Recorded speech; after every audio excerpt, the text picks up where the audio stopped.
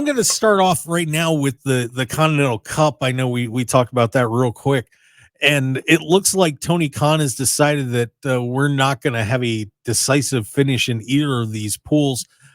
Having run volleyball tournaments and seen some crazy stuff happen, we now have the possibility of a five-way tie. A five-way tie in one of these pools and a three-way in the other. Colin, do you really think that they're going to do this? A five-way tie would be a lot. I mean, I can see right now. I think the math is not mathing for me. Like, I think if Jay White wins, I think like it's a three-way tie in the Gold League. Like, there's all that stuff going on. It's a little early to say right now. I hope they don't do a five-way tie because, like, I mean, people are freaking out over the one bus, like the one picture of the standings. If we have a five-way tie and people have to break down all the map scenarios, like people are going to be very upset about that. But that'd be very complicated at the very least. What would you do to break a five-way tie?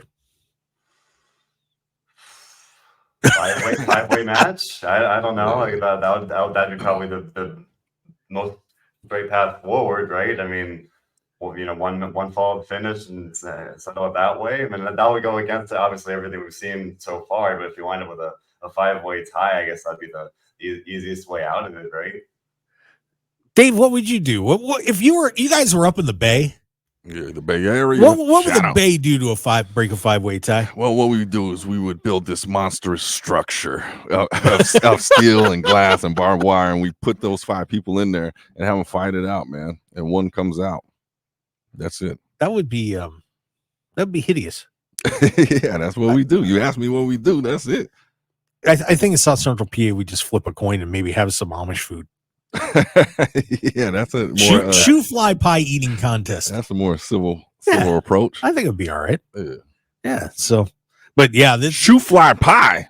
Yeah, shoe fly pie. Never heard of it. You guys never had shoe fly pie? Never heard of it. I've heard of it at least. I'm from PA too, so at least yeah, that's right. That's right, Colin. You're out that way. You know what I'm talking about. Well, actually, shoe fly pie contest could take a while. It's like kind of a molassesy pie. So, yeah. Probably not a good idea. We'll pass on that. But yeah, but it'll be an interesting finish to this Continental Cup. I mean, given the way things are going on this, Colin, who just for fun, who would you like to see in the final? I mean, I'm not gonna lie, my wife and I are gonna go to World's End like in person, and it'll be my first pay-per-view I've ever been to. And we both keep hoping that Swerve Strickland's gonna win so we can hear the song. Because we love hearing that song when it's on TV. So being able to hear that live would be really cool. The Blue League's really fun because like I'd be happy pretty much if anyone won at this point. I love Bryan Danielson, big fan of Eddie Kingston. It's been really cool to see Andrade get in this big run as well. So I'd be really, really happy if any one of those guys made it to the finals at least. But this does feel like Swerve Strickland's tournament to lose in a lot of ways. Like the momentum's there. Everyone's digging him right now. It'd be a huge way to kind of take him to that next level. So I think ultimately, I think that's what I'm really hoping to see happen. Yeah, the only thing that I have a problem with Swerve winning this thing is you'd be saddling him with those Triple Crown belts. And honestly, I want Swerve to win the world championship. Right. And I don't want him to get held back with that. I'd like to just see him end up winning the whole thing here.